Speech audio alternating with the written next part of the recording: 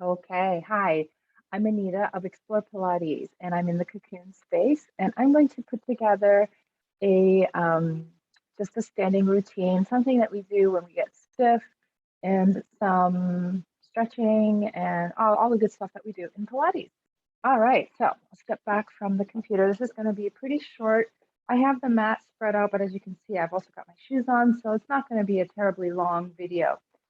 Feet are planted to the floor about hip width apart. So by hip width apart, I mean the outsides of the hip today, and head to ceiling, everything else kind of pulling in and supporting the spine, especially the lower spine.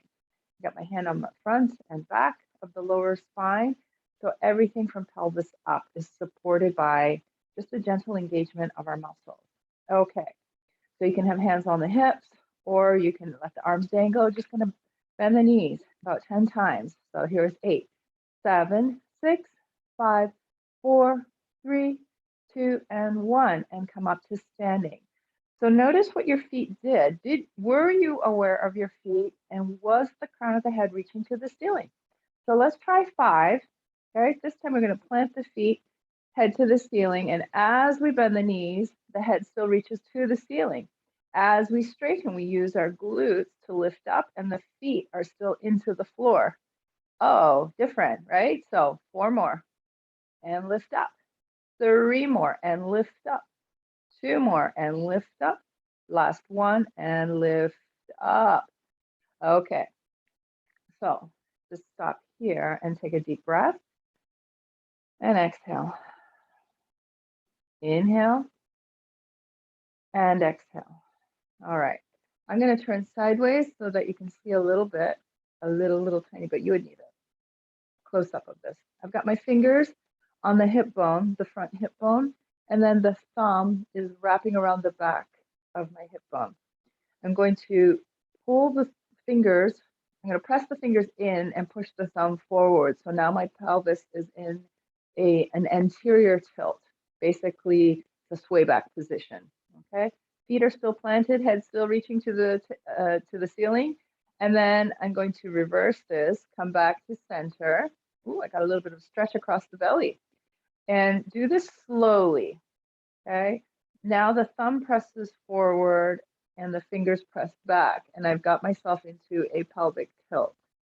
If you feel like your knees want to bend, you can go with it at first, but then try to straighten up. See if you can get that stretch across the front of the hip flexors, and then come back. All right. And the ribs try to stay centered, so they're not reacting at all. They stay pulled in. Here's anterior tilt, and here's your posterior tilt, back to center. 2 more times. Anterior and posterior. And 1 more. And that one really opened up something for me. Oh, I guess I needed that. And wiggle out, wiggle out, wiggle out. All right, so now we do the side to side. And you're going to place your arm across your ribs. This is just for visual. If you've got a mirror or you're looking at yourself in the video, actually, you're not looking at yourself in the video. If you're looking in the mirror, you're going to see something here. Okay, so with the other hand, I'm going to start the other way, sorry. Arm over the ribs, and I'm going to pull the hip to the side. So you can see how my ribs have stayed, but now my ribs, my hips have pulled to the side. And yes, you can roll on your feet. They don't have to be fully planted here. And then come back to fully planted over your feet. And now everything is in alignment vertically, right? Switch hands and pull the hips out from underneath your ribs. Oh, that's a huge stretch that I needed. And then come back planted over your feet. Okay, so if we were doing this in person, I would probably check that your shoulders are square, that the rib cage, you don't go into a side bend, but it's sort of belly dancer like, where, right, ribs stay, hips are not twisting, sorry, they are, yeah, stretching the other way. It's like a shear. Ugh. And then back switch, and ribs stay, and hips slide. Maybe that was the word I was looking for. Come back. Okay, it's like a different language looking into the video. All right, and I like to just loosen up by marching on the spot, just get myself up and get all the wiggles out. Okay, so I'm going to show you a footwork exercise, and we're going to try it two different ways. It does look like a plie, but it's not. In Pilates stance, we start with the feet parallel. The heels are underneath the sit bones, and use your hip. From the hip, the whole leg turns so that you've got your heels squeezing together and your toes apart. Now I'm going to come to the side so that you can see what I'm doing. And I want, ideally, I like to live a little bit in anterior tilt. So I'm going to have to remind myself to really, really lengthen the tailbone down. Okay, and really pull the stomach in and up. When I say really, really, I want to remind you that this is not a grip. It's not a death grip. It's not a, it's not a death grip. It's really gentle engagements, but sometimes you have to coax the body into these positions. All right, so my heels are squeezing, my tailbone just popped out, so I want it actually lengthening down again. And I'm going to bend the knees as if I am sliding down a wall. Now, some of you may have learned a squat position where your feet are wider and you hinge forward with a flat back and do that. I want you to experience this before we go into that position. All right, so this is a lengthening down of the tailbone. So we do not tuck, but we keep it long and vertical, up and down, and like we're sliding down a wall. And now the ribs are in place, and you have this keen awareness because we slid the hips one way and the other. You have a keen awareness of what it means to be in alignment, and you don't feel locked. We don't want to be locked or fixed. We want it to be a nice, stable relationship between in all the parts of our body, really, as we stay in alignment. Now try to keep the feet planted. We'll do 3 more. Exhale down and inhale up. If you want, you can reach the arms long, fingertips to the floor. Remember, feet to the floor, fingertips to the floor, crown of the head to the ceiling at all times. And this is our last one. I would like to do one more for good measure because I think my tailbone went back out. So I'm going to try to keep it all squeezing in and up like this. Good. All right. So that is an intro to footwork. All right, we're going to bring the feet a little bit wider, and you can choose probably a open V position is best, and feet to floor, head to ceiling, and everything scoops in. We are going to hinge forward with a flat back here, and then bend the knees. Okay, so as you flat back it forward, be careful not to go into a sway back. That'll often happen. You still want that length that we achieved a minute ago with our straight up and down back and up and here and bend. Now this is a different, you're going to notice a different kind of activation. This one gets the quads more, and but you still have to use the belly. I'm just going to do 2 more. I'm not a huge fan of endless quad squats. So here's my last one, but they are necessary because we need to be able to do all kinds of movements. Bring the feet back together, and we go back to our footwork plies. Okay, and again, lengthening the tailbone down because now we are no longer in a hip hinge, which can passively go into an arched back, right? We actually want a long straight back with tailbone lengthening down, head to the ceiling, belly pulling in and up. And I am going to work with my arms reaching down and bend, sliding down an imaginary wall, and then slide up the imaginary wall. 4 more times. Exhale and inhale. And 3 more. And inhale. And exhale. Shoulders stay loose. Fingertips still reaching down. And up and up and up. Good. All right. So that's just some, gotta get the hips loosened up. So that's some footwork, plie / squat work. Okay, gotta stay strong everywhere. All right, let's start. Let's do some arm circles, and arms reach forward to shoulder height. Reach up. They're also shoulder width as we reach up, so they don't get to go out here. If you reach up and your arms go out, then perhaps start with shoulder height, and then come out to the side and down.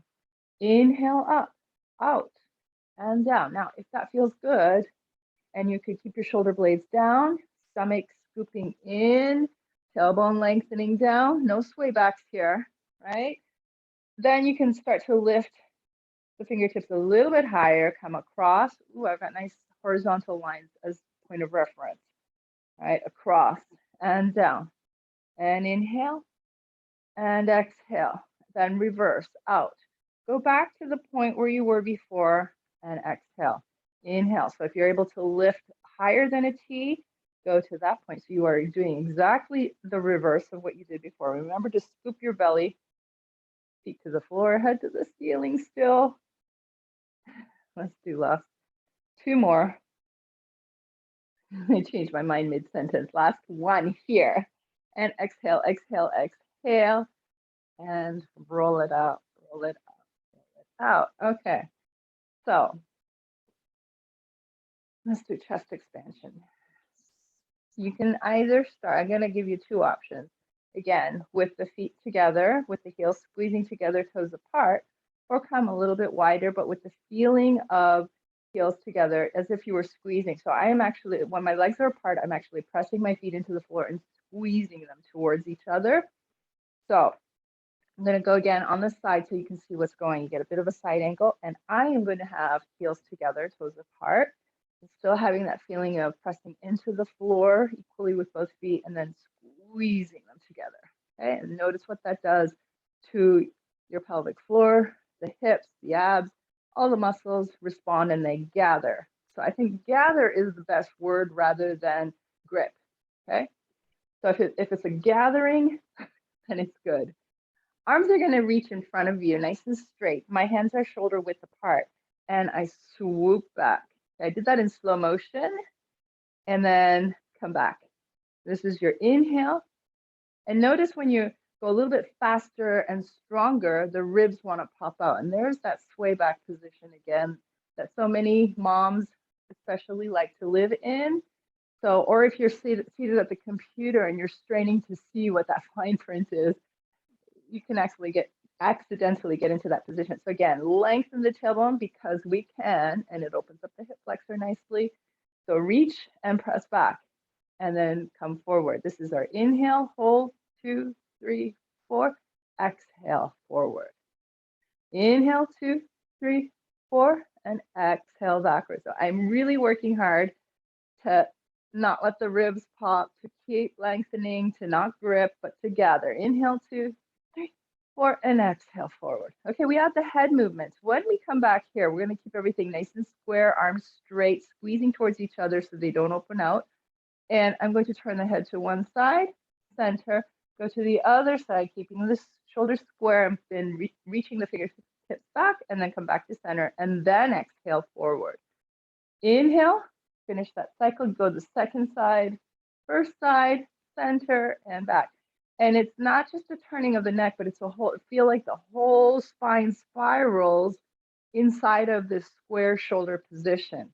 Okay, so here we start. Inhale, turn, turns, stretch the whole spine, center, forward with the arms, back with the arms, second side, first side, spiral the whole spine so the neck movement is connected to your core.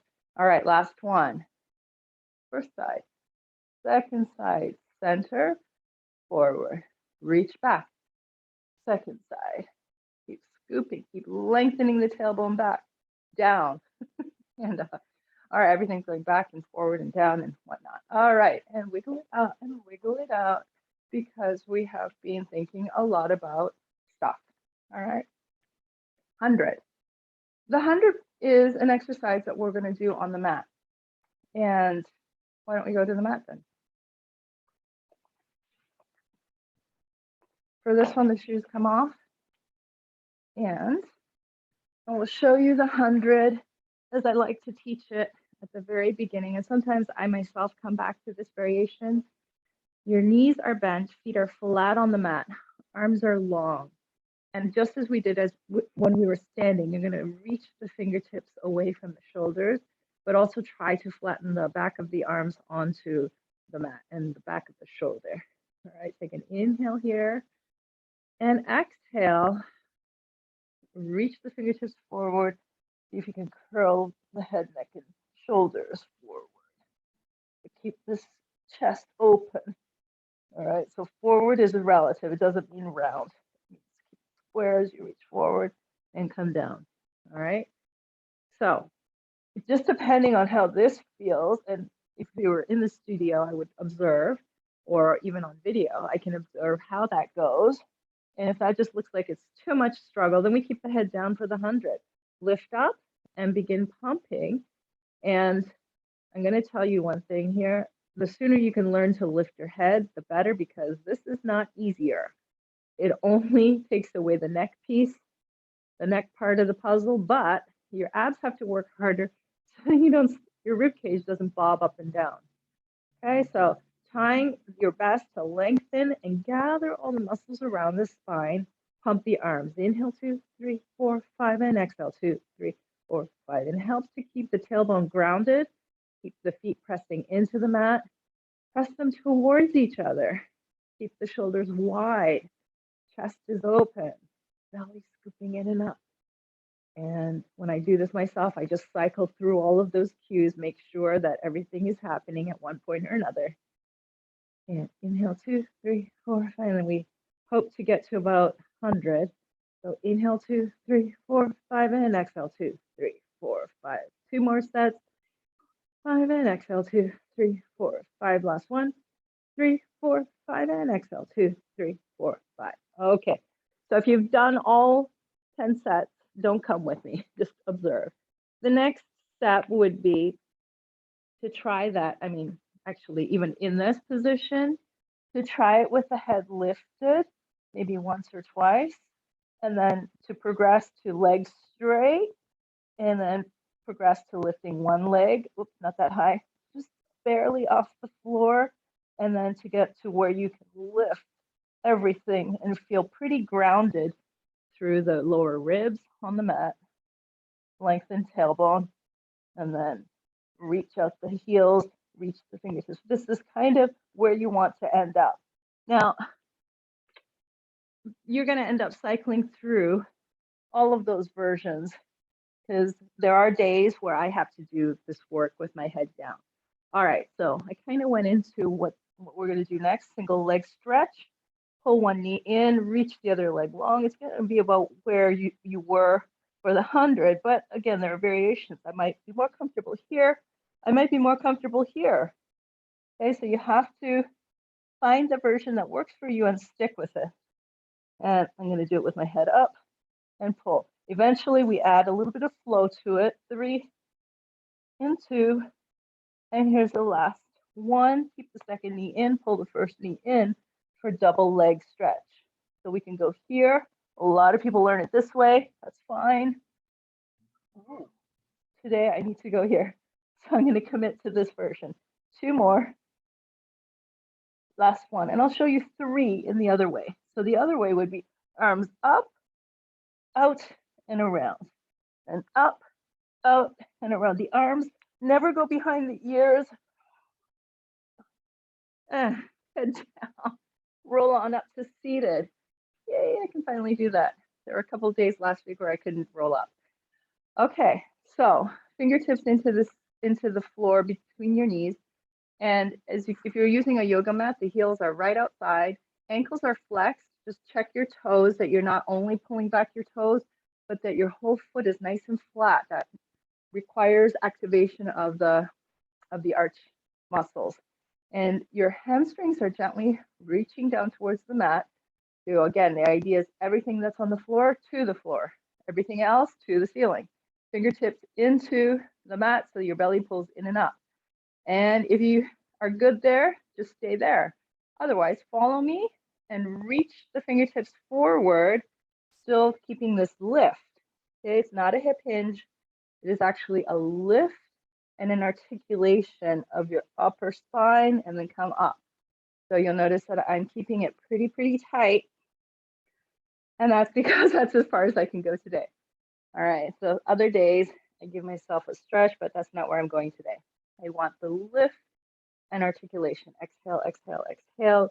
And if I give myself that extra lift, I get a nice stretch in my mid back. All right, and then we're just going to go into butterfly stretch.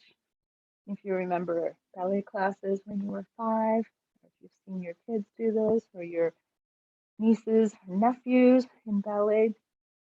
All right. Okay, so that's our quick workout. I hope you got a little bit of movement in, and I look forward to, oh, this is really bright. I look forward to seeing you in class. And if you're watching this on my channel, like so that it shows up in your feed, and subscribe to the channel for more videos. All right, take care. Bye-bye.